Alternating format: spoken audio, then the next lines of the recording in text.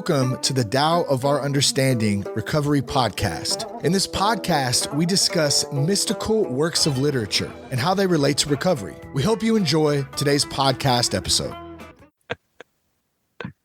Hello, this is Buddy C. Welcome to the Tao of Understanding Recovery Podcast. Today we have Brian and Drew. Thank you guys for being with us today.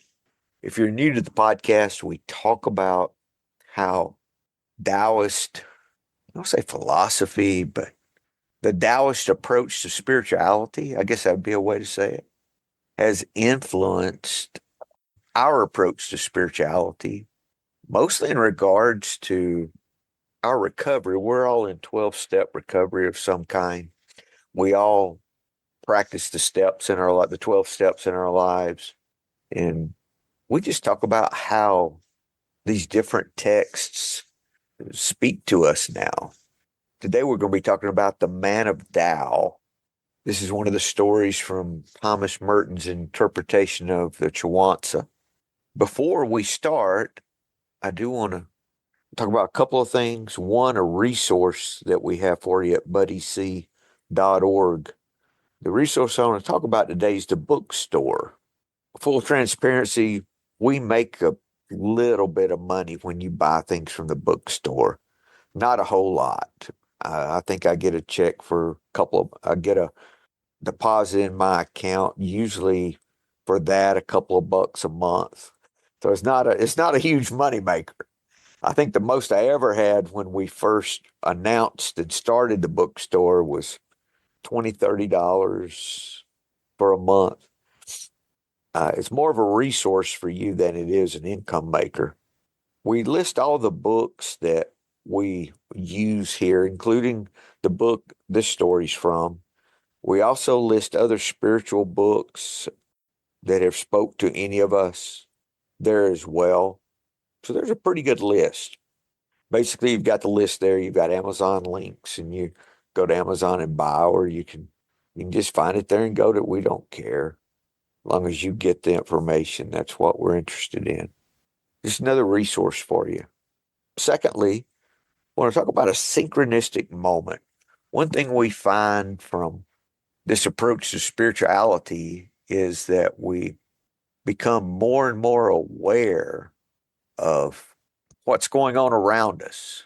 More than me changing what's going on or me desiring to make things different, I become more aware of what's really there. And when I do that, I see that whatever I thought I did not have, I already have.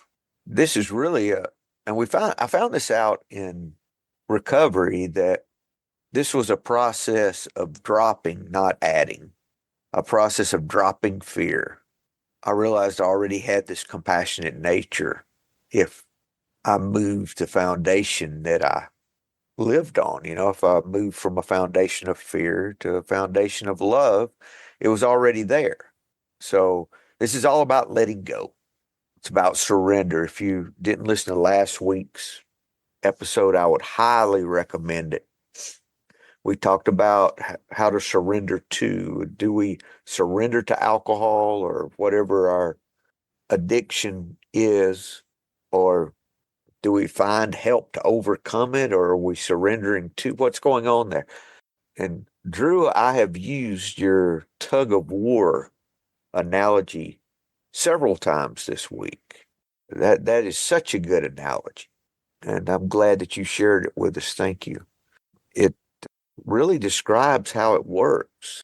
As long as I'm holding on and trying to keep what I have, or trying to get something that I want, that tug on the rope, push and pull.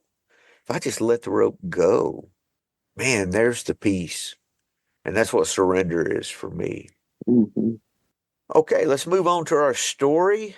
Brian, you going to read for us today? Yeah, sure.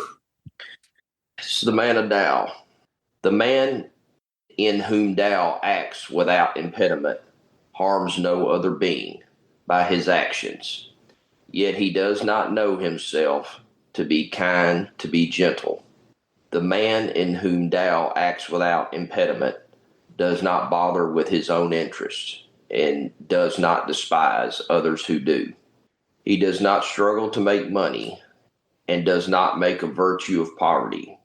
He goes his way without relying on others, and does not pride himself on walking alone. While he does not follow the crowd, he won't complain of those who do.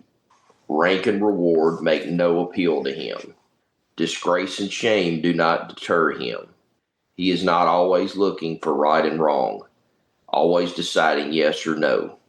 The ancients said, therefore, the man of Tao remains unknown. Perfect virtue produces nothing. No self is true self, and the greatest man is nobody. Let's just start at the beginning and just read through. I see humility here, non-judgment.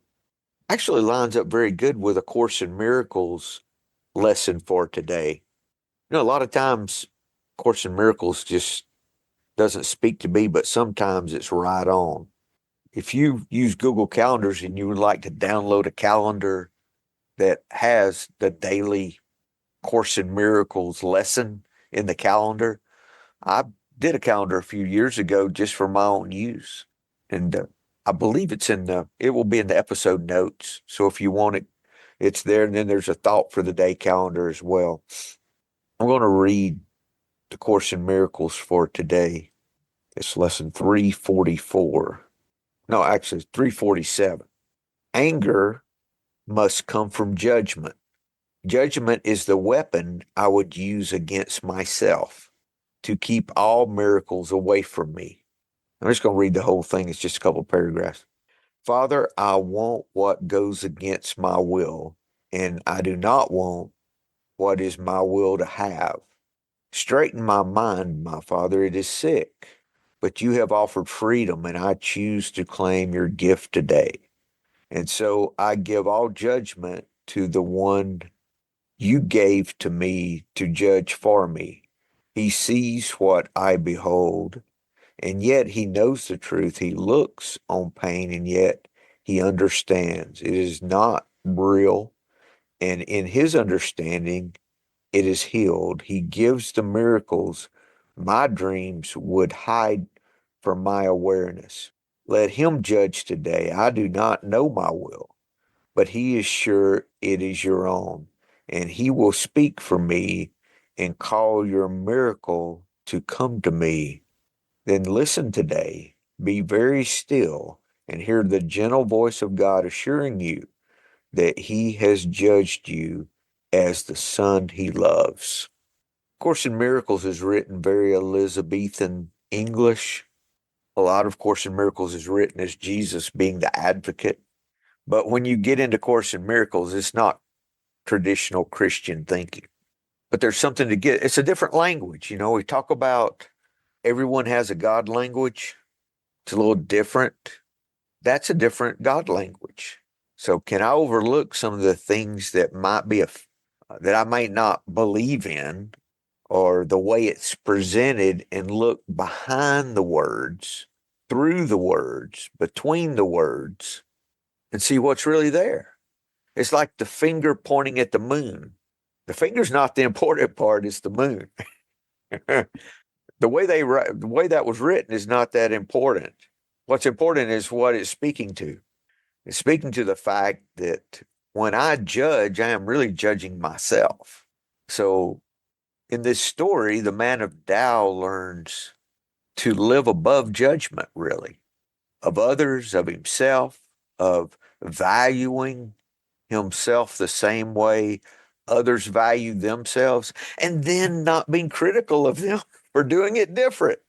It's one thing to practice a spiritual life. It's another thing not to look down on others that don't. That's a whole nother level. A whole nother level. I think I'm doing good when I learn to walk in love a little bit, but it's really good when I'm not critical of others who don't. The man in whom Tao acts without impediment harms no other being by his actions. Yet he does not know himself to be kind, to be gentle, even though he is. That reminded me of the ninth step promises. Suddenly we realize God's doing for us what we could not do for ourselves. We realize it after the fact. I think that first part ties into the Tao Te Ching teaching about, when you see something as kind, then you're automatically seeing other things as not kind. So if you can get away from labeling yourself as kind, then you're going to be less likely to label other people as unkind. And on top of that, Drew, it says he does not know he is kind. He doesn't realize it's just his nature. Mm-hmm. It's not an effort he's not having to strive to be kind. And that brings up something else. The way I learned to walk in love is not by using the same effort that did not work with my alcoholism. It's not working harder and doing better. It's not pulling the rope. It's more of the dropping in walking in love is being open. Just how can I be helpful? Do what comes to mind. Not say, oh, in this situation, I'm going to show a lot of love. Like, well, what can I do? You're back in your head again. It reminds me of the St. Francis prayer. When I'm with my wife, especially, I know that both of us benefit so much more from me being in the mindset of how can I give rather than wanting to be given to. Exactly, Drew. How can I be that channel is how it's described there. I think we're more of a spigot than a channel. Man, I've got some of that coming up next week, and I've really struggled with it. Long story short, we're going out of town, and my wife is having a pretty major dental procedure done the day before at an oral surgeon. So, and my mother-in-law is going with us on this road trip. Brian, this is the second week you've mentioned your mother-in-law. Damn it. It must be weighing on you, Brian. It is. Man, I immediately I started thinking it's all on me. I have motion sickness, so I have to do all the driving. Mm-hmm. And so man, I could feel myself saying it's all on you, Brian. And I really had to tamp that down. This is a way you could make a living amend to your mother-in-law too, if there was anything there from the past. Yeah. Being of service. Just how can I make this about her? Yeah. Or just make 5 minutes about her. Yeah. And see if you can't do the next minute or the next minute, whatever. And honestly, like I feel like I'm in an okay place with it, but it's just those old tapes in there, man. They start. Well, that's the fear talking, Yeah. It puts you out in the future, so you're not available in the present. Yeah. That's restricting you from being available right now. Well, not this moment, but you see what I'm saying. Yeah. That's the challenge. Yeah. So if it's me, I look at those opportunities as a way that I can further give. On Christmas Day night, I go to my ex-wife's home, eat dinner, my daughter's mother, and eat dinner. Number one, I'll say it's number one ex-wife. And see my grandson and see what he got for Christmas and all those things. I've been doing that the last couple of years, so I'm assuming I'll be there I haven't showed my behind any lately, so I'm sure I'm still welcome. And I go over, have dinner, and play with my grandson. I look at those as opportunities to continue to make a living amend to her by just behaving the way I'm supposed to, being kind, being gentle. I've found a gift that I can give to anybody, but especially to older people, is just asking them to tell a story and listening.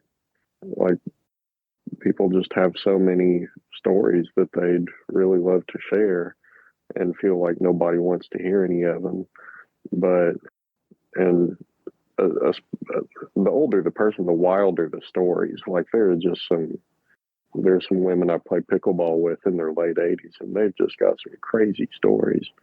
But, just asking your mother-in-law about, so what were some of your favorite Christmas memories from growing up? Or, do you remember when this historical event happened, or, when this pop culture thing was really big, or how did you deal with this thing before technology, the internet, or whatever?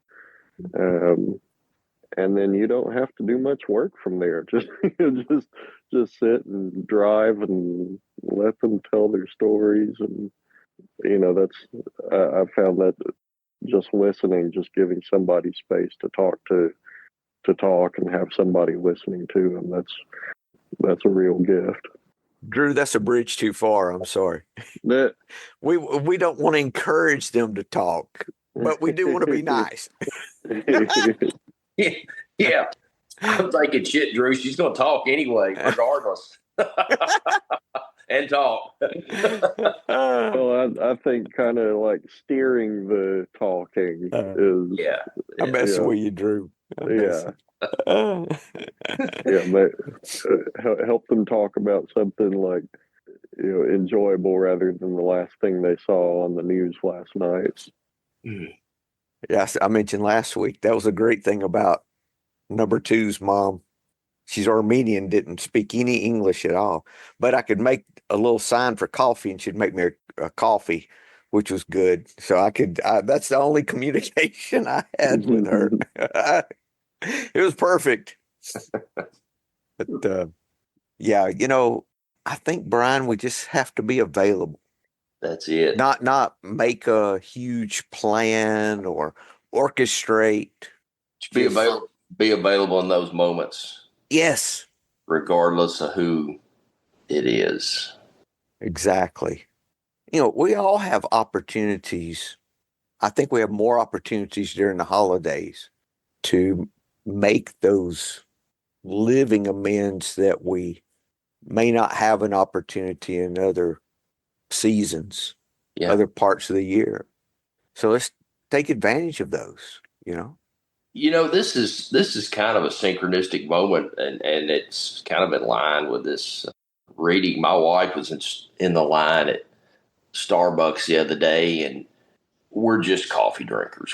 We don't drink all the frilly stuff, but she had decided that she was going to pay for the person's ticket behind her. Yeah.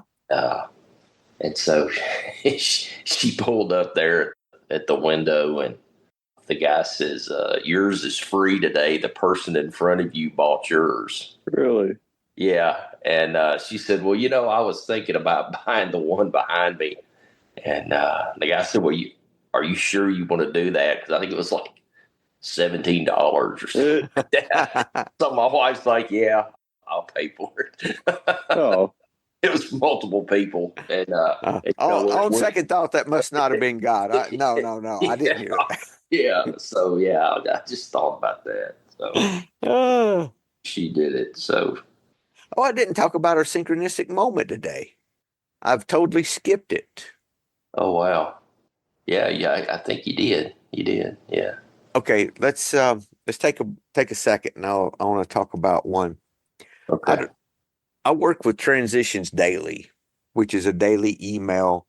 Actually, it's a combination of email, podcast. I've talked about it before in a private Facebook group. We were using a system for about 8,000 of our 24,000 emails that go out, and our new emails, in a system that I'd actually segregated off a business that I was starting.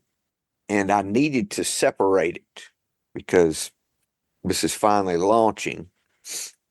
I didn't know what to do with it. I'd look for different ways to send 8,000 emails a day, and I could not find a more reasonable way to do it. And someone I know in recovery was talking about a service they knew that was available just out of the blue that sent 40,000 emails a day. And I asked them, well, what provider do they use? This was just a few weeks ago. And I checked the service out, and we're going to start using it for transitions. And it's going to save transitions about $150 a month at the moment. It's going to go up later on, but we're going to be able to use it forever, really, is the way it's set up. We could not on the system we had. We were starting to hit some bumps, some maximums that this wasn't going to work just at the time that I needed it to happen. So we're in the process of migrating all of that out of the system I'll need for this business. And all that was totally beyond my control. I looked for a system in the past and couldn't find anything. So, Brian, we just have to be open, just open to what's going on and attentive. And what I do when I have something that is on my mind, I feel that I need to figure out or I'm looking for, I'll just ask people that I'm interacting with. If I feel kind of a nudge, I'll just ask them. You'd be amazed at the times that totally unrelated. And they say, well, yeah, as a matter of fact, but if I thought I had it figured out or it was going to become a particular way, forget it. I would never see it. Like what's the story of there was a flood and the folks were praying for God to save them from the flood, and the boat came along, said, no, they said, God's going to take care of us. Then they got on something else came along, then the helicopter on the roof. They didn't see those things as being provided for them. And so they drowned and died. And they said, we thought you were going to help us, God. I said, well, I sent you 3 different ways to get off that house. You should have took them. Our closed-mindedness to how things should be, that restricts me so much. I just have to approach everything as if I don't know, even when I think I know, which is most of the time. All right, back to our story. The man in whom Tao acts without impediment does not bother with his own interests and does not despise others who do. He does not struggle to make money. And, I don't like these ands, and does not make a virtue of poverty. He goes his way without relying on others, and does not pride himself on walking alone. While he does not follow the crowd, he won't complain of those who do. And that's a whole nother level. I've learned not to beat myself up when I don't live up to the standards that I think I should. I just notice how I behaved and work to not allow myself to go there the next time. Not only do we learn not to judge others, we learn not to judge ourselves. I'm not saying give me a free pass. I'm just saying this is a practice. It's a practice. Well, that's what the 12th step says, practicing the program in all our affairs. To practice, not doing the program in all our affairs, but practicing the program. It is a really big ask to try to go a whole day without judging people or thinking negatively of people who do bother with their own interests, who I think of as being selfish, or they're putting themselves first, or they're not being as kind or polite. I'm shaking my finger at them in traffic or at the grocery store or whatever. And to not judge people who do rely on others, who do accept help from others, who do ask for help from others and receive it, or to judge people who do follow the crowd, who do just kind of drift along and mindlessly agree with this person or that person, or what's said on this news channel or that website. I feel like that's pretty baked into our culture, is to look at the people who do these three things, especially follow their own self-interests, accept help from others, and just kind of blindly follow the crowd. Those are all seen very, very negatively, and I think it's really hard in our culture for anybody to watch somebody do in any of those three things and just say, that's them living their lives. Let me get back to cleaning my side of the street. Isn't that almost everyone, though, Drew? It is. Yeah. So, which is why it's tough. It's why it's hard. It doesn't have to be, though. It doesn't have to be. but because for me, the first step toward letting go of that, I've always taken a libertarian view of life, more of a Jeffersonian kind of deal. As long as you're not impeding on me, you can do whatever you want to do. And that kind of comes into that, I have to give other people the right to be wrong or right, the right to do their thing. And if I break it down to just this moment, it's not as difficult as if it's in this moment, I'm really not trying. I'm just being and doing. When I'm trying is when I'm forming the plan, when I'm pushing or pulling. And if I break it down to just this moment, it's not as big a deal. And what I've found is if I start walking in compassion in the little things, the easy stuff, being friendly, being kind and gentle.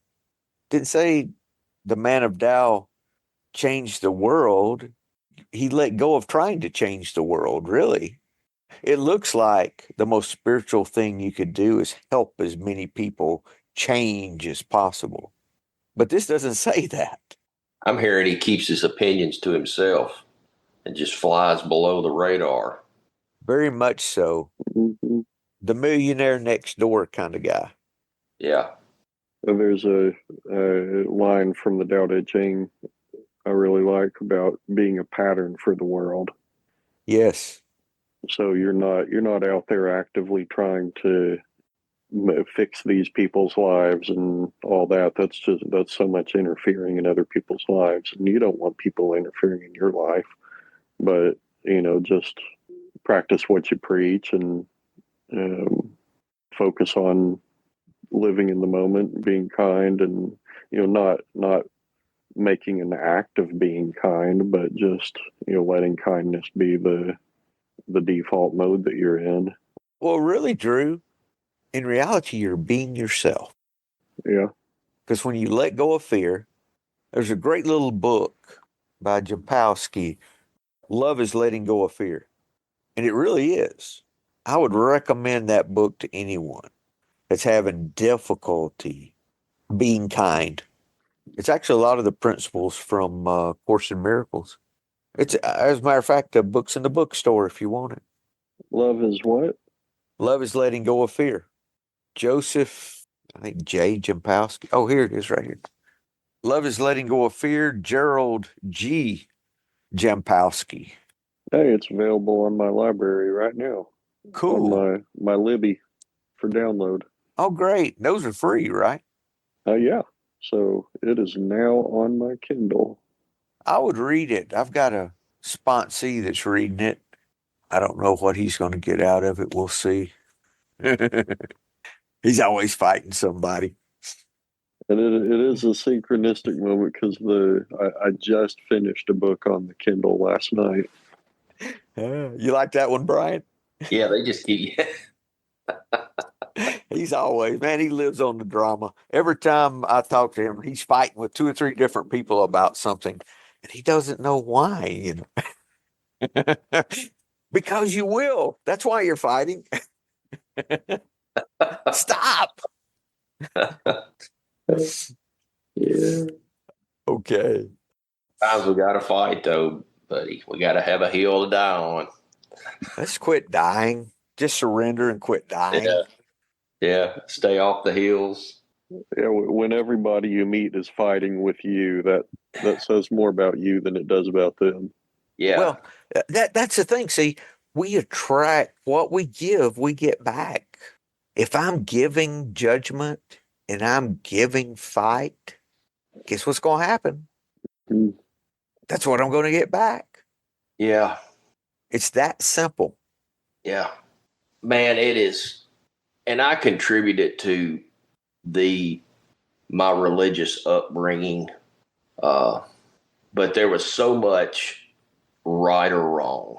And I felt like there's right and wrong, but it was, if you're not agreeing with me, then you're wrong, and I have no grace for you. Yes. And I still have that down inside of me. And I have to watch that. Week or two ago, I've been noticing a blessings box at a establishment on the highway down the road for me, and it's been on my mind to stop and make sure it had some stuff in there. And man, I bought some stuff at the grocery store, but my first thought was, man, I wonder if I'm gonna put this stuff in here and there's gonna be some dirtbag that doesn't deserve it. It's gonna come by here and get something, And I was just like, damn it, there it is. I mean, that's it. Like, just stop it, Brian. And it was just a 1 or 2 second thought, but I was just like, it's not about that. Could you reframe that instead of they're wrong? They look at life different than I do. That's it. Would that, for me, that softens the judgment. When it's not a yes or no, they view things differently. Yeah. But when I take the dividing line, I said, okay, yeah, they think different than I do. I've had to break it down to my story of, man, I've had an awful lot of second chances, and not saying I was right or wrong, but everybody's worthy of some second chances. Yep. Okay. Now it goes to do a little more, I think, description of him, the Man of Tao. While he does not follow the crowd, he won't complain of those who do. I read that. Rank and reward make no appeal to him. Disgrace and shame do not deter him. You could say the same about failure or success. Not afraid of failure, nor is he afraid of success. Either one. Rank and reward and disgrace and shame, those are all coming from other people. So he's immune to what other people think about him, good or bad. That's good, Drew. Thank you. I didn't see that. He's not, the externals are not affecting him, are they? Yeah, he's not, avoiding taking this action because he feels like some people might think poorly of him for doing it, or, he's not doing this thing because he thinks people will think highly of him for doing it. Man, that's been the story of my life. People pleasing was one of my primary fears. People are not going to be happy with me. Yeah, one thing I've learned in my years of being in addiction recovery groups is that there's a really high correlation between being a people pleaser and falling into a trap of addiction. I know I'm in that group. Yeah, are y'all happy with me today? I hope so. Yeah. If you're not, let me know and I'll do something different, He is not always looking for right and wrong. It doesn't say he never looks for right or wrong. It does the flip. That's it. He's given some grace there, isn't he? Mm-hmm. It doesn't say he does not look for right or wrong. He does not always look for right or wrong. So he's not perfect. Yeah, and he does continue to review his actions, review his thoughts, review his intentions, knowing that he isn't perfect, and Yeah. sometimes he can do things a little better than he did them in the past. It's a practice. It is. What are you doing? What are you doing when you practice? Let's say when I used to play football as a kid, the team would practice. Why do you practice? To get better. You're never going to play perfectly. What is that? What is playing perfect? You could say it's winning, but you could win and not play perfect. Now, you never play perfect. If you talk about a sport, in my thinking, but you practice to do better, higher level of playing. It's the same here. We're always practicing. Okay. You're practicing. I'm not talking about a scrimmage game. You just have a practice. I'm thinking football for some reason because I played football, but as a kid, I never come home from practice or left practice thinking, man, I won that practice or I lost that practice. I could say I did better or I didn't do as good, but that's a different level of judgment than going to I won or lost. Can we just look at life as a practice? We're practicing all these things. He's not always looking for right or wrong, always deciding yes or no. Drew, are you looking up a definition for practice? I bet you are. No, I'm not. I'm disappointed in you. Let me do it. The application or use of an idea, belief, or method as opposed to theories relating to it. Yeah, it's experience, right? I hadn't thought about that aspect of practice. You're not sitting around philosophizing. You're putting it into action, right? Yeah, That you got that don't accent. That you don't aspect. you don't you don't practice riding a bike by reading about how to ride a bike. Yes. Carry out or perform regularly a particular activity. Condition arrived at by experience or exercise. Condition arrived at. When we first start practicing something, I remember when I learned to jump rope. I used to jump rope a lot for exercise. And I remember when I first learned to jump rope, man, it was awful.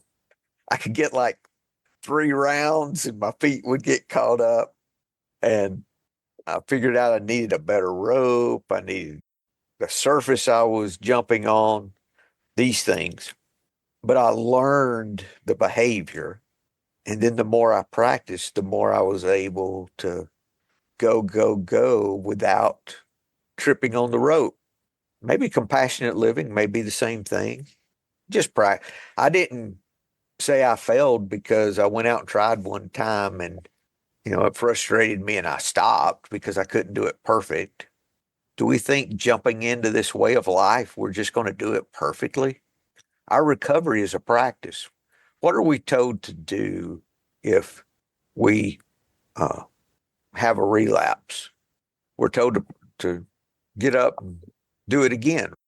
Practice. It's a practice. Progress, not perfection. Yeah. Attraction, not promotion, is a lot of what I'm seeing in this story too. Yeah. That's the same idea that it's take the pressure off.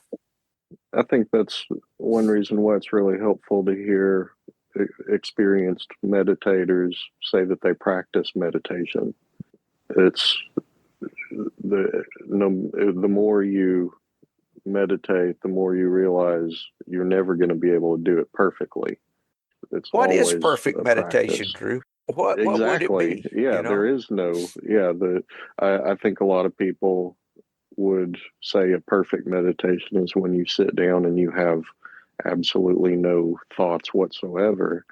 But that doesn't help me put the benefits of meditation into my daily life. The benefits of meditation for me is when I'm sitting on the cushion and I realize I have started going down thought drain, and I realize it and I say, okay, I can let those thoughts go without interacting with them anymore. That helps me throughout my daily life recognize when I'm in an unhelpful thought pattern and let it go. If I were to meditate and have absolutely no thoughts whatsoever, that that doesn't help me throughout the rest of my day. Yeah. My ideas of meditation changed too, Drew. At first, I thought it was stopping the thoughts, but it's not. Or for me, it's not about stopping the thoughts. It's about not allowing those thoughts to carry me away. It's one of the Zen teachers says, we have thoughts in meditation. We just don't take them to dinner. Yeah, I like that. It's funny. I don't know if y'all ever watch Parks and Rec, but there was one episode with Ron Swanson when Rob Lowe was taking him to an all-day thing where he was having to meditate and he wouldn't sit down on the cushion, Ron wouldn't, and he just stood up with his arms crossed. He said, I did not think about a thing the entire time. I just stood there. He was doing it. It was fun. It was hilarious. But that's a funny old series. Yeah, and he was practicing. The Man of Tao was practicing. And then we have our actual saying from the story. The Man of Tao remains unknown. Perfect virtue produces nothing. No self is true self. And the greatest man is nobody. Really goes back to what I said in the beginning, not knowing it was going to tie in at the end, that this is a practice of subtraction, not addition. Yeah, when I stop thinking about myself, that's when I become my truest self. Or maybe, Drew, when you stop thinking about yourself, you realize your true self. Mm-hmm. It's already there. Mm-hmm. We just can't see it. In the same way, we're always in the moment.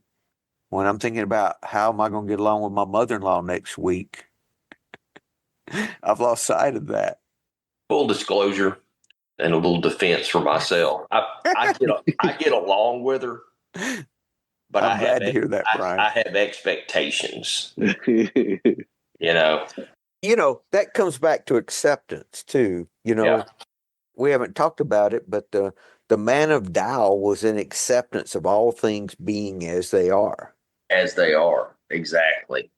He wasn't trying to change. That's what judgment for me is, my disagreement with what is.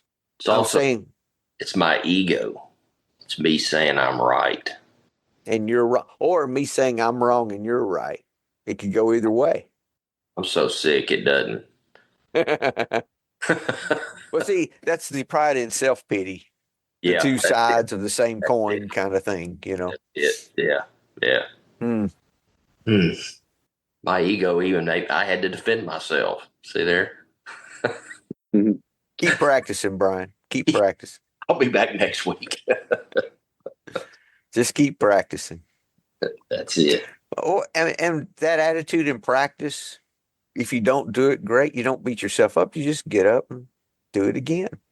The yes and no, right or wrong, is gone. Now, I mean, you say, well, I need to do this different or that, but that's totally different than saying, you're a piece of crap. You can't do this right. What's wrong with you?